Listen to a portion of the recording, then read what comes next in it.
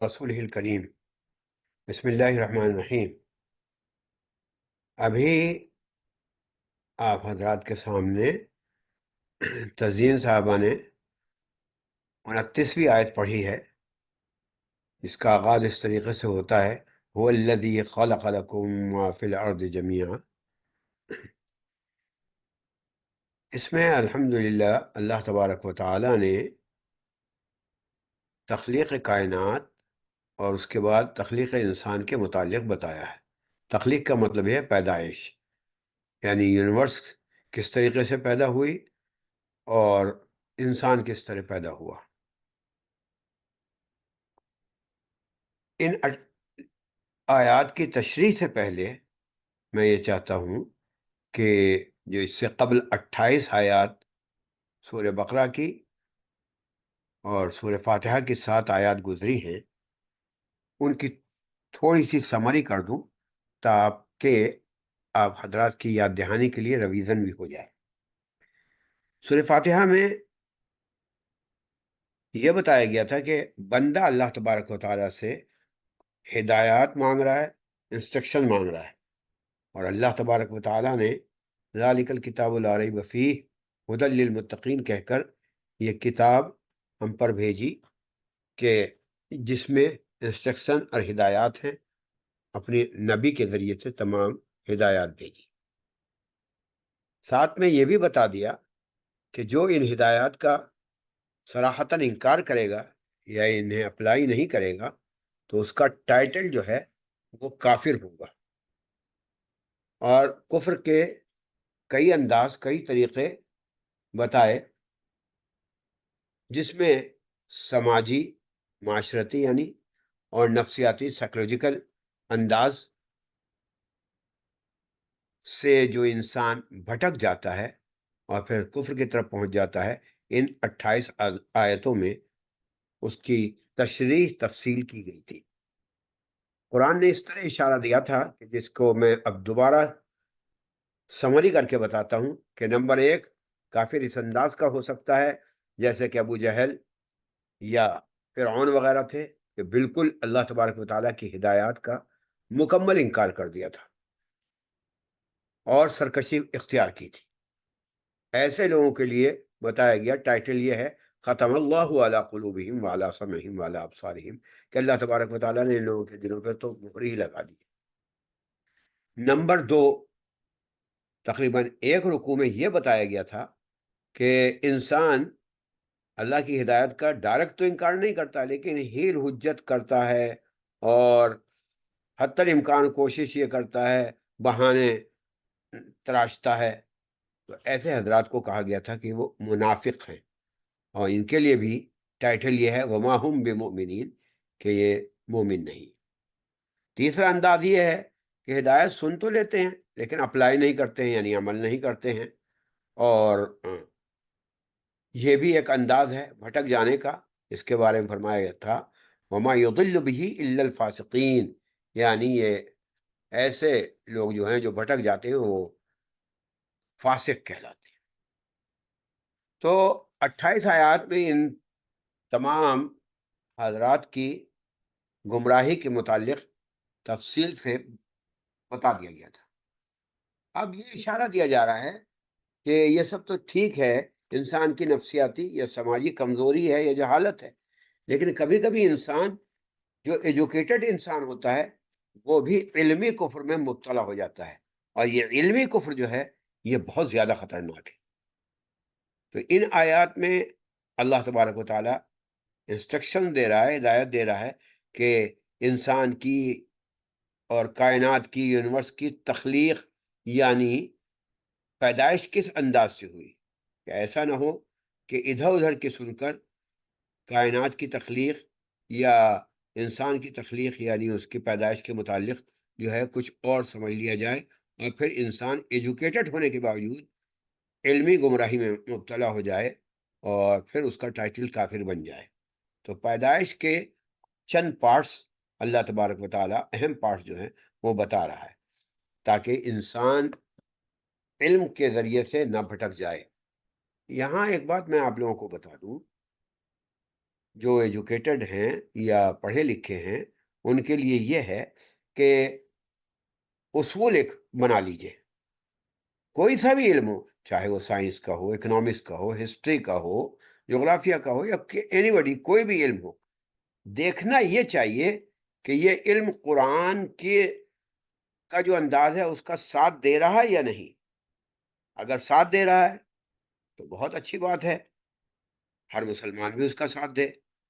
اور اگر یہ علم کوئی سا بھی اکنامکس کا ہو یا سائنس کا ہو پرانی علم سے ٹکرا رہا ہے، تصادم ہو رہا ہے، تو پھر یہ جلد بازی نہیں کرنی چاہیے کہ یا تو قرآن کو ایک طرف کر دیں یا اس علم کو، سائنس کو ایک طرف کر دیں۔ نہیں، ہمیں انتظار کرنا چاہیے کہ ہو سکتا ہے کہ کچھ نئی تحقیق، نئی ریسرچ آ جائے اور یہ نیا علم جو ہے، یہ علم وہاں تک پہنچ جائے جہاں سے، جس پیمانے سے قرآن بات کر رہا ہے، کہ قرآن یقیناً انسان کا کلام نہیں، اللہ کا کلام ہے، اور اس کی جو باتیں ہیں وہ فیکٹ ہیں۔ اللہ تبارک و تعالیٰ نے فرمایا هو الذی خلق لکم ما فی الارض جميعا، گویا یہاں سے قرآنی سائنس اور آج کی سائنس دونوں کا تھوڑا سا موازنہ کیا جائے گا۔ دیکھتے ہیں کہ آج کی سائنس قرآنی سائنس تک پہنچی ہے یا نہیں۔ تو اللہ فرما رہا ہے کہ یہ سب کچھ جو ہے زمین میں، یہ میں نے تمہارے لیے بنایا، اے انسان تمہارے لیے بنایا، بس شرط یہ ہے تم میری ہدایت پر عمل کرو تو تم میرے پاس جنت میں رہو گے۔ آپ غور کریں کتنا اسپیشل انداز ہے اور اسپیشل تخلیق ہے اس انسان کی، اور کتنی محبت ہے اس انسان سے، اور کتنی امیدیں ہیں اس انسان سے، اور کتنا بڑا انعام ہے۔ کہا گیا کہ تم میرے پاس رہو گے، میرے ساتھ رہو گے، یعنی ابدی زندگی دی جا رہی ہے۔ اب یہ انسان کی اپنی کوتاہی ہوگی کہ اس ابدی زندگی کو جنت میں گزارے، یا وہ چاہتا ہے تو اس کی کوتاہی ہوگی تو وہ جہنم میں گزارے گا۔ بہرحال قرآنی انداز یہ کہتا ہے کہ اللہ تعالیٰ نے ایک لفظ کن کہا اور اس پوری کائنات کا میٹر اور اصل سیل جو ہے وہ بن گیا۔ اب یہاں دیکھیے سائنس یہ کہتی ہے کہ یہ ایک اتفاقی عمل ہوا، وہ اتفاق سے سب کچھ ہو گیا۔ اب اس پوائنٹ میں قرآن اور سائنس میں تصادم ہو گیا، ٹکراؤ ہو گیا، لیکن انتظار کرنا پڑے گا ہمیں کہ ایک وقت ایسا آئے گا کہ سائنس بھی یہ کہے گی، اور آ رہا ہے وہ وقت، کہ کوئی سپر پاور ہے جس نے کن کہا اور پوری یونیورس کا میٹر جو ہے وہ بن گیا۔ قرآن نے تو اس طریقے سے کہا ہے سورہ انبیاء کی آیت نمبر 30 میں، اولم یر الذین کفروا ان السماوات والارض کانتا رتقا ففتقناہما، کیا منکرین نہیں جانتے زمین آسمان ملے ہوئے تھے، یعنی ان کا میٹر چپکا ہوا تھا، پھر یہی میٹر الگ کر دیا گیا، اور جب الگ ہو گیا تو جو آج تک گلیکسیز اور کہکشاؤں کی شکل میں ہے وہ پھیل رہا ہے۔ قرآن نے اسی کو کہا ہے وَالسَّمَاءَ بَنَيْنَاهَا بِأَيْدٍ وَإِنَّا لَمُوسِعُونَ، یعنی یہ آسمان، یونیورس وغیرہ جو ہیں اللہ تعالیٰ نے اپنے ہاتھوں سے بنائے اور اس کو بڑھاتے جا رہے ہیں۔ تو یہ قرآنی سائنس ہے، اور جو آج کی سائنس ہے اس سے یہ سمجھیے کہ 1922 تک قرآنی سائنس اور پرانی سائنس دونوں میں ٹکراؤ تھا، لیکن جدید سائنس میں کوئی ٹکراؤ نہیں۔ پرانی سائنس یہ کہتی تھی کہ یہ پوری یونیورس جو ہے اسٹل ہے، یعنی متحرک نہیں ہے، جامد ہے، لیکن ایک روسی سائنسدان نے قرآن کی تائید کی، اور اب سائنس بھی یہی کہتی ہے کہ نہیں، یہ کائنات جو ہے یہ اسٹل نہیں ہے، جیسا کہ قرآن مجید بھی کہہ چکا ہے کہ کل فی فلک یسبحون، کہ ہر سیارہ اور یہ تمام کہکشائیں جو ہیں یہ آسمان میں، یونیورس میں تیر رہی ہیں، یعنی متحرک ہے۔ بہرحال اس قرآنی نظریے کو سن 1965 میں 2 امریکی نوبل پرائز یافتہ ماہرین طبیعیات نے، جس میں ایک کا نام آرنو اور دوسرے کا نام رابرٹ ویلسن ہے، انہوں نے ایک تھیوری نکالی ایکسپینڈنگ یونیورس، یعنی کائنات کو اور یونیورس کو اس انداز سے متعارف کرایا کہ یہ کائنات جو ہے یہ بڑھتی جاتی. سائنسدانوں نے متعارف کرایا، جبکہ آج سے 1400 سال پہلے ایک امی رسول اللہ صلی اللہ علیہ وسلم نے اپنی بابرکت زبان سے کائنات کی حقیقت اور فیکٹ بتا دیا تھا.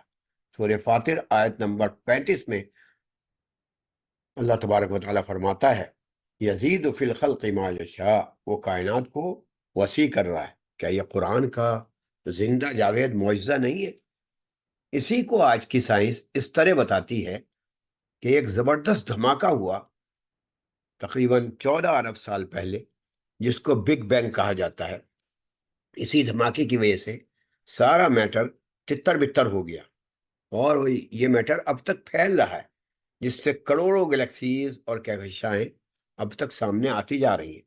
کم از کم 1 کھرب ستارے یا سورج تو صرف ہماری کہکشاں کا نام ہے ملکی وے میں شامل ہیں. اس کے آگے بھی بے شمار کہکشائیں ہیں اور گلیکسیز ہیں. مثلا ہماری پڑوسی کہکشاں جو ہے اس کا نام اینڈرومیڈا، جسے عربی میں مرأۃ المسلسلہ بھی کہا جاتا ہے. اس کی چوڑائی تقریباً 2 لاکھ نوری سال ہے، یعنی یہ ہم سے دوگنی ہے. اور ایسی بے شمار گلیکسیز دریافت ہو چکی ہیں، مثلا اسپائرل گلیکسی، رنگ گلیکسی. سب سے بڑی کہکشاں جو ہے وہ ہماری کہکشاں سے تقریباً 60 گنا بڑی ہے. یہ ہماری کہکشاں یعنی یہ ملکی وے، اس میں تقریباً 1 کھرب ستارے یا سورج ہیں. اور پھر اس کے اندر سولر سسٹم یعنی ہمارا جو نظام شمسی ہے، اس میں چاند، سورج، مریخ، زحل، عطارد، مشتری، زہرہ، شاید یہ اردو نام ہو گئے، یعنی جس کو ہم سن، مون، ارتھ، مارس وغیرہ کہتے ہیں، وہ موجود ہیں.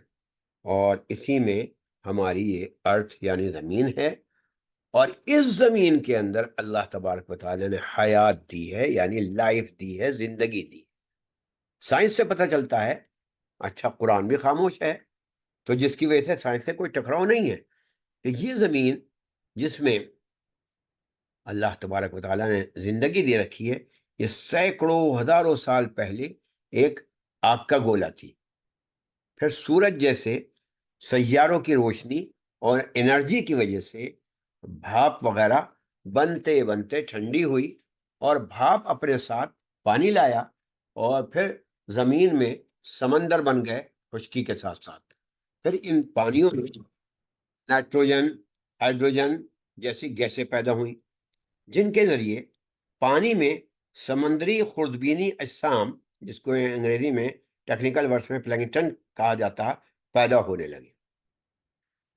اللہ تبارک و تعالیٰ نے قرآن میں اسی کو فرمایا ہے وَجَعَلْنَا مِنَ الْمَاءِ كُلَّ شَيْءٍ حَيٍّ. یہ پلینکٹن کئی طریقے کے ہوتے ہیں، تو اس میں کہہ لیجئے کہ یہ کاربن ڈائی آکسائڈ جذب کر لیتے ہیں، اور آکسیجن بھی تقریباً 50% خود بخود نکلتا ہے. اب دیکھیے اللہ کی قدرت، ان اجسام سے آکسیجن خارج کرایا، اور زمین کی حیات کے لیے، زمین کے لائف کے لیے اللہ نے ان کو ذریعہ بنایا. خلاصہ کیا ہوا کہ آہستہ آہستہ نباتات، گھاس پھوس، پلانٹس، پیڑ پودے اگنے لگے، جس میں سے مزید آکسیجن نکلا. سائنس کا یہاں یہ کہنا ہے کہ 80 کروڑ سال پہلے، اور یاد رکھیے قرآن اس میں خاموش ہے، تو گویا کہ تائید ہوتی ہے، اللہ نے آکسیجن وغیرہ کو ذریعہ بنا کر اس میں لائف اور حیات رکھ دی. اس کا ذکر قرآن میں ہی موجود ہے. وَمَا مِن دَابَّةٍ فِي الْأَرْضِ، یعنی ایسی زندگیاں جو زمین میں ہیں موجود ہیں، بلکہ ایسی زندگی جو ہے جو اس زمین میں ہے، حیات ہے. قرآن تو یہ کہتا ہے کہ اور بھی زمینیں ہیں. وَمِنَ الْأَرْضِ مِثْلَهُنَّ، سورہ طلاق میں کہا گیا ہے کہ ایسی ہی یعنی 7 زمینیں ہیں اور بھی ہیں جس میں حیات ہے. بلکہ یہاں تک آتا ہے بعض روایات میں کہ وہاں بھی وہی انسانی انداز کی زندگی ہے. اب وہ ہم سے ایڈوانس ہیں یا بیکورڈ ہیں یہ نہیں معلوم، اور بلکہ وہاں بھی اللہ تبارک و تعالیٰ نے ہدایت بھیجی، نبیوں کے ذریعے بھیجی یا جیسے بھی. بہرحال سائنس یہ کہتی ہے یہ کائنات 14 ارب سال پہلے بگ بینگ طریقے سے شروع ہو کر وسیع بڑھتی جا رہی، وسیع ہوتی جا رہی، مگر 65 ارب سال کے بعد ایک بگ کرنچ ہوگا، یعنی سب سیارے ایک دوسرے سے ٹکرا جائیں گے اور پھر اس کا سارا ملبہ بلیک ہول میں جا کر جل جائے گا. اسی بات کو تو قرآن نے کہا ہے کہ پہلے تو یہ کہا کہ یزید فی الخلق ما یشاء سورہ فاطر میں کہ وہ اپنی تخلیق کو وسیع کرتا جا رہا ہے، مگر پھر کیا کہا سورہ انبیاء میں بتایا گیا کہ ایک دن ایسا بھی آئے گا کطی السجل للکتب، کہ یہ اس دفتروں کی طریقے سے اس کائنات کو لپیٹ دیا جائے گا، یعنی قیامت آ جائے گی. تو بگ کرنچ کہہ لیجئے سائنس کی زبان میں یا قیامت کہہ لیجئے. آپ لوگ سب پڑھی لکھی ہیں، آپ لوگوں نے سورہ القاریہ کا، سورہ زلزال کا، بلکہ پورے اما فارغ میں جو ہے زیادہ تر قیامت ہی کی چیزیں بتائی گئی ہیں، وہ موجود ہیں کہ کیا حالات ہوں گے. یہاں تک کہ یوم یکون الناس کالفراش المبثوث، کہ آگ یعنی یہ پہاڑ جو ہیں بالکل روئی کے گالوں کی طریقے سے ادھر ادھر گھومتے پھریں گے جب تمام سیارے ٹکرا جائیں گے.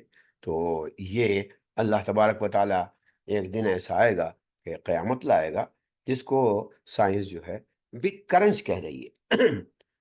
اب اس کے بعد اس کائنات کی تخلیق کے بعد، یاد رکھیے کائنات کا ایولیوشن نہیں ہوا ہے، بلکہ کائنات کی تخلیق ہوئی، کریشن. اور اس کریشن کے بعد اللہ تبارک و تعالی ہماری یعنی اس انسان کی کریشن کے متعلق بتا رہا ہے. اب میں آپ لوگوں میں سے کہوں گا کہ تزئین یا کوئی بھی میری شاگردہ جو ہے وہ اگلی آیت یعنی آیت نمبر 30 جو ہے اس کی تلاوت کرے. یہ وَإِذْ قَالَ رَبُّكَ سے تقریباً 39 آیت تک اللہ تبارک و تعالی انسان کی کریشن، انسان کی تخلیق کے متعلق بتا رہا ہے. فرماتا ہے وَإِذْ قَالَ رَبُّكَ، اور جب آپ کے رب نے ملائکہ کو بلا کر میٹنگ کر کے یہ کہا کہ انی جاعل فی الارض خلیفہ، میں اس ارض میں زمین میں ایک نائب بنا رہا ہوں، یعنی ایک اسپیشل مخلوق بنا رہا ہوں. آخر کا بھی لفظ آتا ہے. تو ان لوگوں نے جواب میں یہ کہا اتجل فیہا، کیا آپ اس ارتھ میں زمین میں ایسی مخلوق بنا رہے ہیں یسفک الدماء، جو ریزی کرے گی، آتنکواد پھیلائے گی، فساد مچائے گی، جبکہ ہم جو ہیں نسبح بحمدک، ہم تو آپ کی تسبیح بھی کرتے ہیں، آپ کی عزت بھی کرتے ہیں. تو فرشتوں کو جب جمع کر کے اسکیم بتائی اور یہ بتایا کہ ایک میں ایسا نائب بنا رہا ہوں کہ جس کو اختیار بھی ہوگا، شعور بھی ہوگا، اس کے اندر وزڈم شپ بھی ہوگی، سینس بھی ہوگا، اور وہ میری ہدایت پر عمل بھی کرے گا اور میرا حکم نافذ بھی کرے گا، وہ اچھے برے کی تمیز بھی کر سکتا ہوگا. تو فرشتوں نے جو حیرت سے یہ کہا کہ کہیں ایسا تو نہیں جیسے کہ پہلے ہو چکا ہے کہ وہ خوریزی کرے، فساد مچائے، آتنکواد پھیلائے. اب یہاں ذرا میری بہنوں اس جواب کو سمجھنے کے لیے فرشتوں کا نے جو یہ حیرت سے یہ بات کہی ہے، تھوڑا بیک گراؤنڈ سمجھنا پڑے گا، اور اس بات سے یہ بھی اندازہ ہو جائے گا کہ قرآن کے فیکٹ جو ہیں وہ کیا کہہ رہے ہیں، کس انداز سے انسان اللہ تبارک و تعالیٰ نے بنایا، یعنی کریشن کیا، تخلیق کی. اور ایک سائیڈ کچھ ضعیف روایات ہیں وہ کیا کہہ رہی ہیں اور سائنس کیا کہہ رہی ہے. تو 3 طریقے کے سبجیکٹ ہو گئے. کیا سائنس قرآن سے ٹکرا رہی ہے یا روایات ٹکرا رہی ہیں؟ بہرحال قرآن میں جو کچھ بھی ہے وہ تو فیکٹ ہے. تو اس طریقے سے سمجھ لینا چاہیے کہ کچھ احادیث مقبولہ، دیکھیے میں مقبولہ کا لفظ کہہ رہا ہوں، میں یہ نہیں کہہ رہا ہوں احادیث صحیحہ بخاری یا ترمذی میں یا صحیحہ ستہ میں ایسی چیزیں ہیں. کچھ احادیث مقبولہ اور بائبل اور پرانے صحیفوں میں یہ بات ملتی ہے کہ ایسے بہت سے جاندار تھے جو انسان سے پہلے انسان نما اس دنیا میں تھے، اور انسان سے لاکھوں سال پہلے یہاں آباد تھے۔ اس کو علامہ ابن کثیر نے البدایہ و نہایہ میں، اسی طریقے سے علامہ شہاب الدین الاشبیی نے اپنی کتاب المستدرک میں، اور علامہ مسعودی نے بھی اس کی بہت تفصیل لکھ رکھی ہے۔ انہوں نے لکھا ہے کہ اس انسان سے پہلے اس زمین میں 28 قسم کی مخلوقات جو تھیں وہ آباد تھیں، 28 قسم کی۔ اب یہاں سائنس بھی ساتھ دے رہی ہے، سائنس بھی یہ کہتی ہے کہ تقریباً 700 ملین سال پہلے، یعنی 70 لاکھ سال پہلے انسان نما کوئی چیز تھی۔ وہاں بس تھوڑا سا وہ فرق یہ کر دیتے ہیں کہ وہ اس کو چمبیزی اور بنمانس اور بندر وغیرہ کی طرف لے جاتے ہیں، لیکن بہرحال ایک مخلوق تھی، اور اس کو سائنسی اصطلاح میں ایس پی ٹی بھی کہتے ہیں۔ تو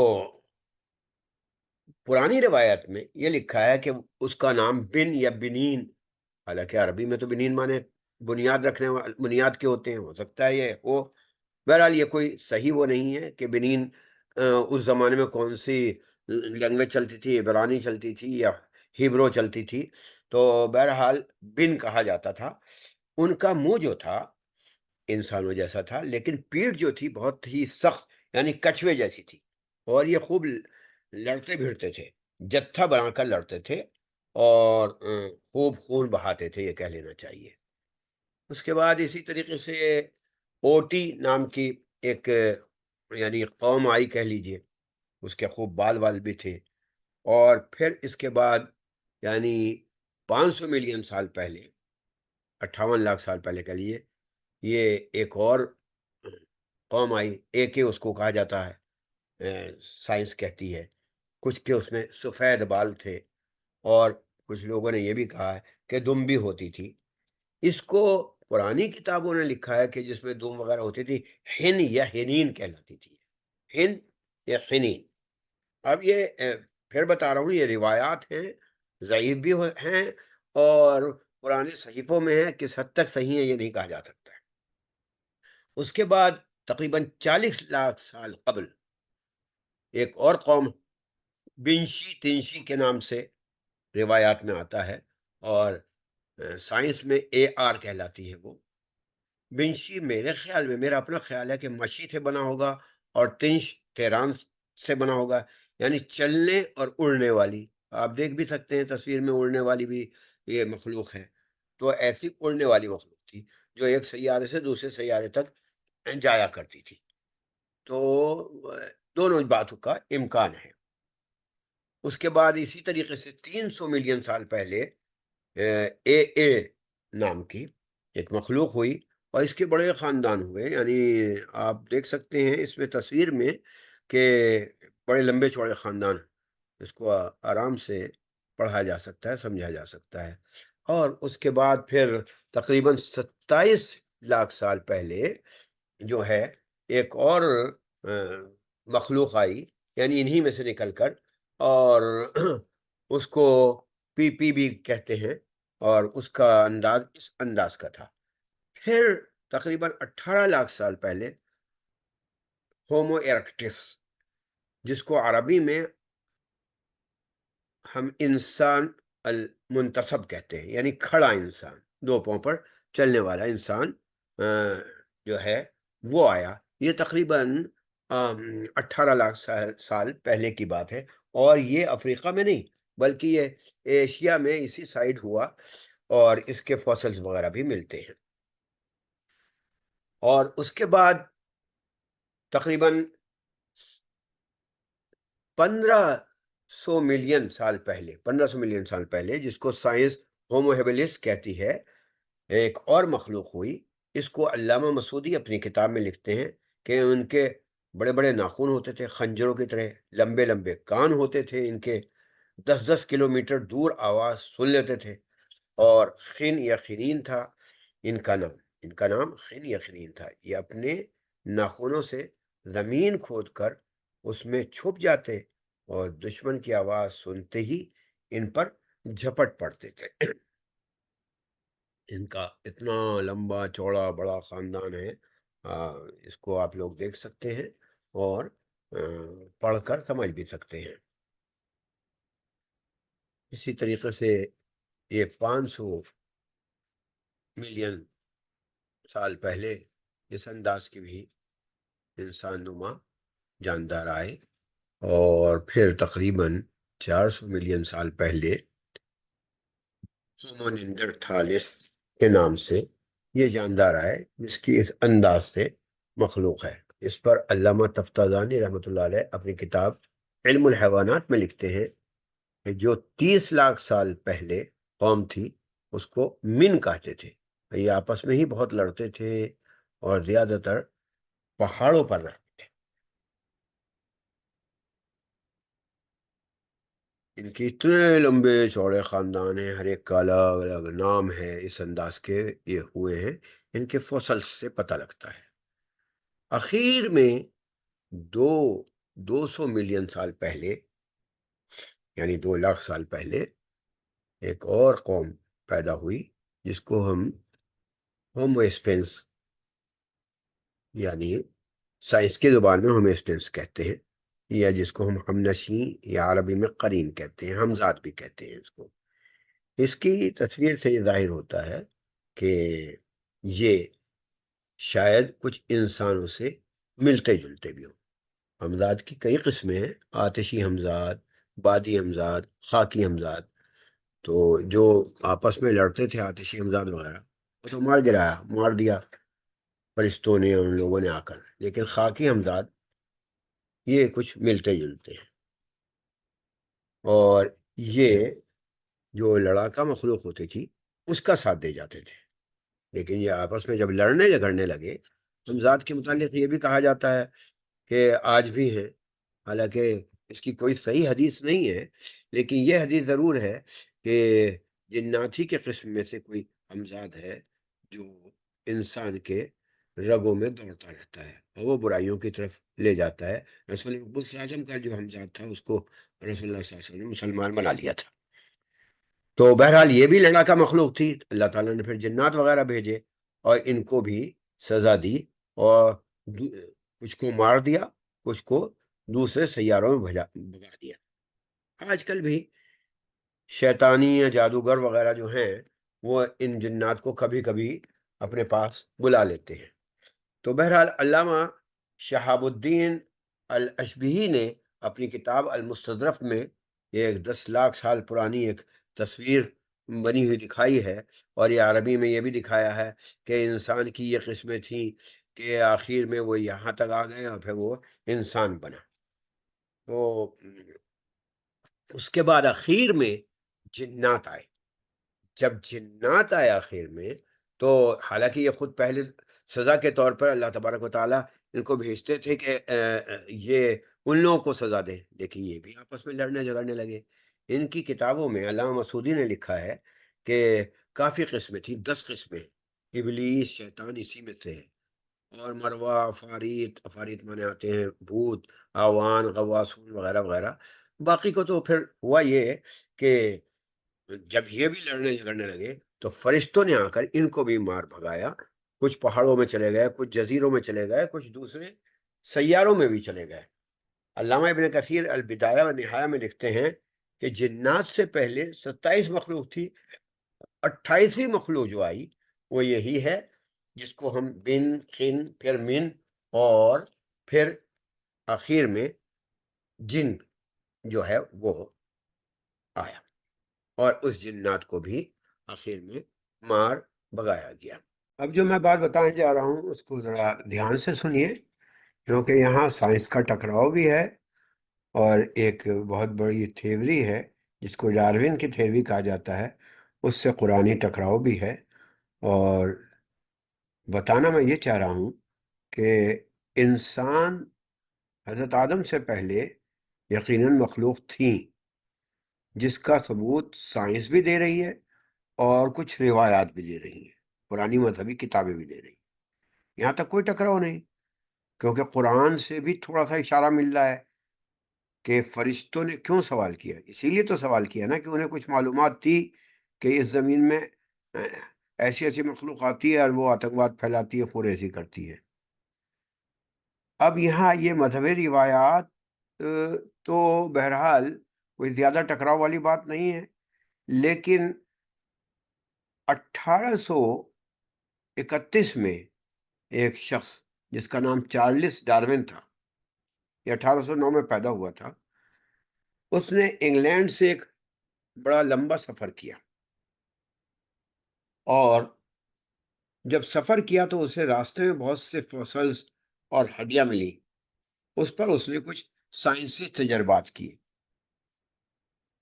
اور سائنسی تجربات کرنے کے بعد وہ اس نتیجے پر پہنچا کہ انسانوں کو اللہ تبارک و تعالیٰ نے نہیں بنایا، وہ تو خود بخود بن گئے۔ حالانکہ ان کی خود بہت سے ان کے اپنے کولیگس نے مخالفت کی ہے، کئی کولیگس نے، جس میں ہکسلے وغیرہ بہت سے شامل ہیں۔ بہرحال وہ کیا کہتے تھے ڈارون، کہ پہلے کیڑے مکوڑوں کی طرح یہ انسان رینگتا رہا، پھر بندروں کی طرح اچھلنے لگا، اور آہستہ آہستہ انسان بن گیا۔ اس میں اللہ کے عمل کو کوئی دخل نہیں۔ اب یہ چیز قرآنی فیکٹ کے مخالف ہو گئی، اور ظاہر سی بات ہے یہی کفر ہے۔ تو جو شروع میں نے اپنی تقریر میں کہا تھا کہ کبھی کبھی جہالت سے نہیں بلکہ علم سے بھی کفر آ جاتا ہے، وہ یہاں آ رہا ہے۔ یقینی بات ہے، ہم سائنس کو مانیں یا قرآن کو مانیں، تو ہمارا تو پورا یقین ہے کہ قرآن میں فیکٹ ہیں، اور سائنس کی جو ہے صرف تھیوری ہے۔ دوسرے اس تھیوری کو خود ان کے افراد نے بھی نہیں مانا ہے، اور بہت سے اس میں جھول بھی ہے۔ مذہب جو ہے یہ پوری ہسٹری اللہ کی قدرت سے وابستہ کرتا ہے، مگر آج کی سائنس یہ کہتی ہے کہ بغیر اللہ کے دخل کے سب کچھ خود بخود ارتقاء کے طور پہ ہو گیا۔ ارتقاء کہتے ہیں ایولیوشن کو، یعنی آہستہ آہستہ جسم بدلتے رہے اور پھر یہ انسان بن گیا۔ اب یہ فلسفہ قرآن سے ٹکرا کر کفر کی جانب چلا گیا۔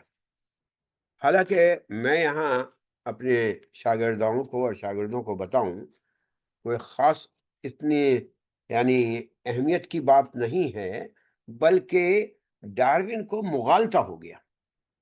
وہ دھیان سے سنیے کہ وہ کوالٹیز یعنی صفات کو اصل سیل سمجھ بیٹھا۔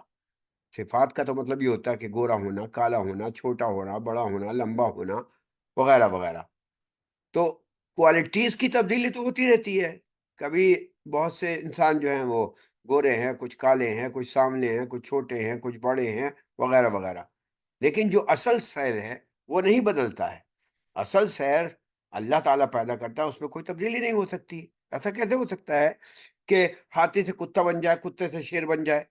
ہاں، ہاتھی لمبا چوڑا چھوٹا موٹا یہ ہو سکتا ہے، تو گویا اس کی نوع، اس کی جو کائنڈس ہے یہ بدل جائے، یہ نہیں ہو سکتا ہے۔ ہاں، ہو سکتا ہے اگر اللہ تبارک و تعالیٰ اپنا کرشمہ دکھائے، کیونکہ وہی ایک ایسی ہستی ہے کہ ہر طرح سے وہ کریشن کر سکتا ہے، تخلیق کر سکتا ہے۔ مثال کے طور پہ 4 طریقوں سے انسان پیدا ہو سکتا ہے لاجیکلی۔ اللہ تبارک و تعالیٰ نے چاروں طریقے سے اس پیدائش کو، اس کریشن کو دکھایا، تاکہ اس کے بندے اس کی قدرت اور عظمت کا اعتراف کریں۔ کیا 4 طریقے ہو سکتے ہیں لاجیکلی؟ مثال کے طور پہ، اول یہ کہ مرد اور عورت دونوں کے ملاپ سے جو عام طور پر ہوتا ہے انسان کی پیدائش ہو۔ نمبر 2، تنہا مرد سے ایک انسان پیدا ہو، تو حضرت حوا کے متعلق آتا ہے کہ وہ حضرت آدم سے پیدا ہوئی ہیں۔ انشاءاللہ اس پر میں پارٹ 2 میں تفصیلی بات بتاؤں گا کہ حضرت آدم کس طریقے سے پیدا ہوئی ہیں۔ تیسرا طریقہ یہ ہے کہ تنہا ایک عورت سے بغیر مرد کے ملاپ کے کوئی انسان پیدا ہو۔ آپ لوگوں کو معلوم ہے کہ حضرت مریم وہ ہستی ہیں کہ جن سے حضرت عیسیٰ علیہ السلام پیدا ہوئے۔ اور چوتھا طریقہ یہ ہے کہ بغیر مرد اور بغیر عورت کے انسان کو اللہ تبارک و تعالیٰ پیدا کرے، تو اللہ تبارک و تعالیٰ نے مٹی کے پتلے میں اپنی جو اللہ تبارک و تعالیٰ نے روح ڈالی، جیسے کہ اور جانداروں میں روح ڈالتا ہے. روح کا مطلب آج کے اسٹائل میں جلدی سے میں یہ بتا دوں کہ سمجھ میں آ جائے گا. جیسے کرنٹ، تو کرنٹ ڈال دیا اور وہ روبوٹ وغیرہ جو ہیں چلنے لگتے ہیں. اسی طریقے سے اللہ تبارک و تعالیٰ نے حضرت آدم کے پتلے میں روح ڈالی اور وہ پھر بولنے بھی لگا، چلنے بھی لگا. اس کی پوری تفسیر میں بتاتا ہوں. بہرحال یہ اللہ کی قدرت ہے، اللہ کا کرشمہ ہے، وہ کر سکتا ہے. ایسے نہیں کہ اصل سیل یوں ہی بدل جائے. اللہ چاہے تو بھائی وہ پتھر سے بھی اونٹنی نکال سکتا ہے. حضرت صالح علیہ الصلوۃ والسلام مشہور واقعہ ہے کہ پتھر سے اونٹنی نکلی تھی. وہ مٹی کے پتلے سے انسان بنا سکتا ہے. حضرت ابراہیم علیہ الصلوۃ والسلام کو آگ میں ڈال دیا گیا تھا، لیکن آگ جو ہے گل گلزار بن گئی تھی. حضرت اسماعیل علیہ السلام کو ذبح کیا جا رہا تھا، لیکن ان کی جگہ اچانک ایک مینڈھا آ گیا تھا، دمبا جو ہوتا ہے، شپ، وہ آ گیا تھا. تو یہ اللہ کا کرشمہ ہے. یعنی سیل بدل جائیں جسے کہتے ہیں، اصل سیل نہیں بدل سکتے ہیں، لیکن اللہ تبارک و تعالیٰ کبھی کبھی یہ کرشمہ دکھاتا ہے. بہرحال یہاں سائنس قرآنی ہسٹری سے ٹکرا گئی اور یہی کفر والی بات ہو گئی. حقیقت یہ ہے کہ ارتقاء ہر صاحب عقل مانتا ہے. ارتقاء یعنی ایولیوشن مانتا ہے بھائی، مگر کوالٹیز میں ارتقاء ہوتا ہے، صفات میں. ہم چھوٹے بچے تھے، بچے سے بڑے ہو گئے، بڑے سے پھر بوڑھے ہو جائیں گے. یہ سب ہماری کوالٹیز کا ارتقاء ہو رہا ہے. اصل سیل جو ہیں وہ ویسے کے ویسے ہی ہیں. ہم انسان سے بندر یا کتے اور ہاتھی نہیں بن سکتے. اصل حیولہ، اصل سیل جس کو اللہ نے بنایا ہے، اس کو سوائے خدا کے کوئی نہیں بدل سکتا. تو میری بہنوں اور ساتھیوں، اب یہ معلوم ہو گیا نا کہ قرآن جو ہے وہ صرف دعا تعویذ کی کتاب نہیں، صرف روحانیت کی کتاب نہیں ہے، بلکہ قرآن بایولوجیکل جو حقیقتیں ہیں وہ بھی سامنے لاتا ہے. سائنس کا میں جو مغالطہ ہوا وہ میں نے اب آپ کے سامنے رکھ دیا. دوسری طرف روایات جو ضعیف ہیں وہ یہ سب بتا رہی ہیں بن ہن خن وغیرہ کے متعلق. ان پر بھی ایمان لانا کوئی ضروری نہیں ہے، یہ معلومات کے طور پر ہی ہیں کیونکہ روایات ضعیف ہیں. لیکن اتنی بات ہے کہ یہ ہم یہ کہہ سکتے ہیں ٹکرا نہیں رہی ہیں قرآن سے، بلکہ تھوڑی سی تائید ہی ہو رہی ہے کہ ہاں بھائی اس زمانے میں کچھ مخلوق پیدا ہوئی جو سرکش ہو گئی، اور اللہ تبارک و تعالیٰ نے ان بن خن ہن اور من وغیرہ کو مارنے کے لیے فرشتے یا جنات وغیرہ بھیجے.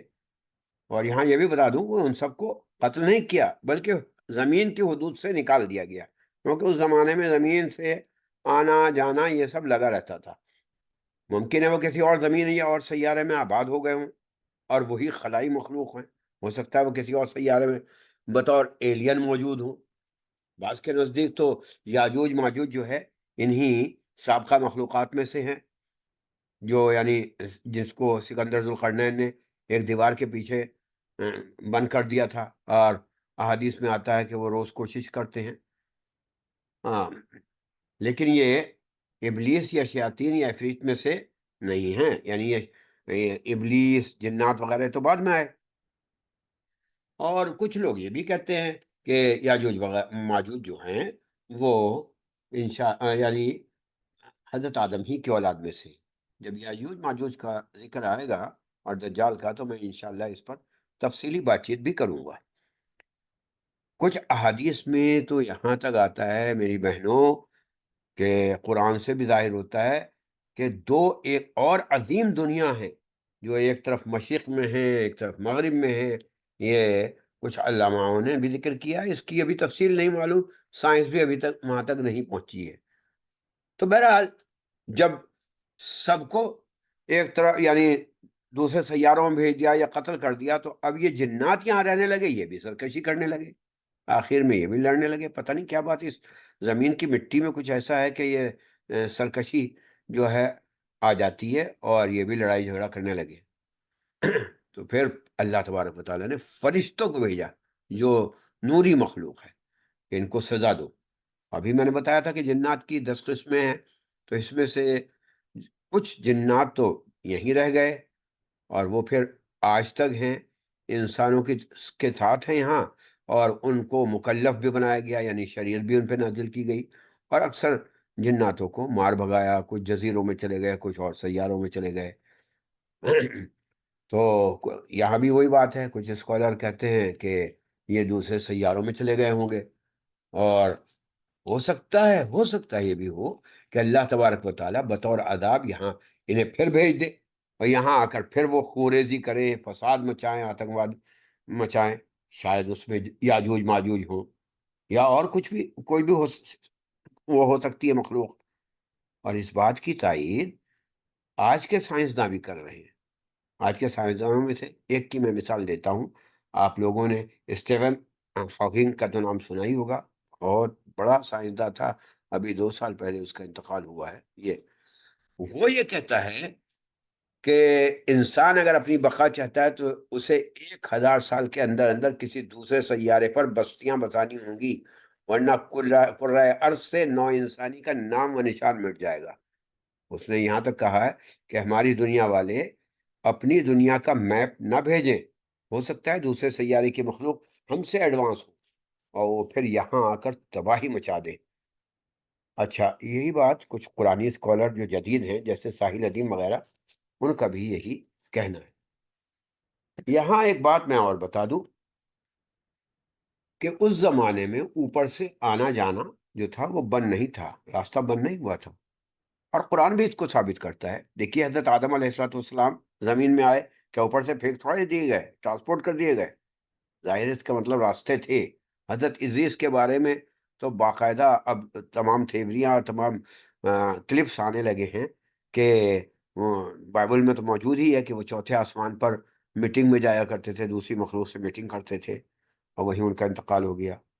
ذوالقرنین کے متعلق بھی آج کل کے جدید اسکالر یہی کہتے ہیں کہ ان کو جو یہ دیوار کہلاتی ہے وہ بیریل تھے، اور وہاں کوئی مخلوق تھی، انہیں روکا گیا۔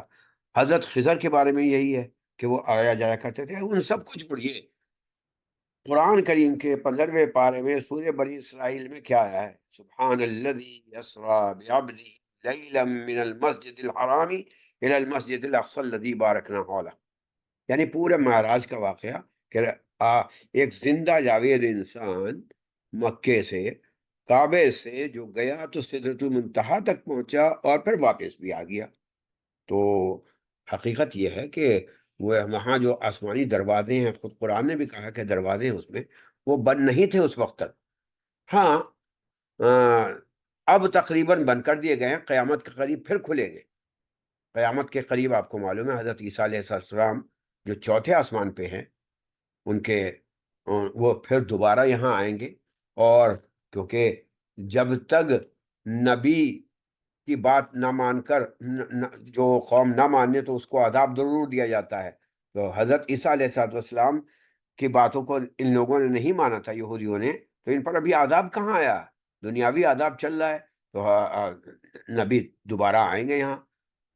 ہاں، یہ بات ضرور ہے کہ کچھ شیطان اور جادوگروں کے جو جنات تابع ہوتے ہیں وہ اوپر تک پہنچتے ہیں اور سنگل لیتے ہیں۔ اس کے بارے میں بھی قرآن میں اور حدیث میں آیا ہے کہ وہ اوپر جاتے ہیں تو اللہ تبارک و تعالیٰ فرشتوں کے ذریعے سے شہاب ثاقب ان پر مار پھینکتے ہیں تاکہ وہ سنگل نہ لے۔ تو جادوگر لوگوں کے وہ تابع بھی ہوتے ہیں۔ اور آخری بات یہ ہے کہ عالم ارواح میں کسی کے ماں باپ رشتہ دار مر جاتے ہیں تو پھر وہ بہت سے لوگوں کے خواب میں آ جاتے ہیں، تو تمثیل بن کر آ جاتے ہیں۔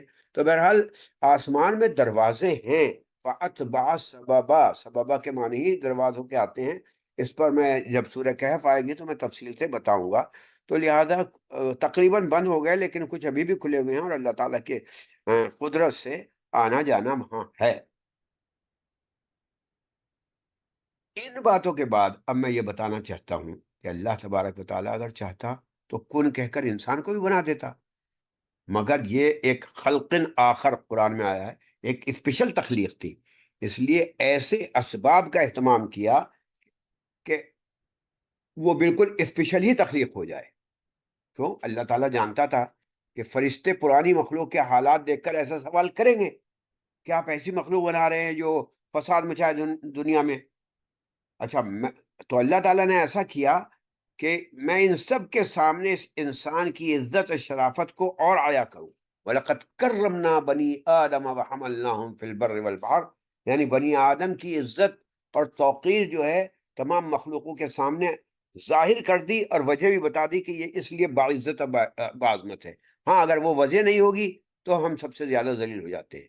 ترمذی شریف اور ابو داؤد شریف میں ہے کہ اللہ تبارک و تعالیٰ نے کیا کیا، زمین سے ایک لیس دار چپچپاتی مٹی لی، بلکہ بعض احادیث میں آتا ہے کہ پورا ایک پرت نکلوا لیا، اور اس پرت کی وجہ سے افریقہ اور امریکہ اور ایشیا سب سے مٹی آئی، تو کچھ گورے ہو گئے، کچھ کالے، کچھ سانولے، کچھ نرم دل، کچھ سخت وغیرہ ایسے ہو گئے. یہ میں طریقہ بتا رہا ہوں کہ اللہ تبارک و تعالیٰ نے اس آدم کی تخلیق کیسے کی، جو کہ فیکٹ ہے.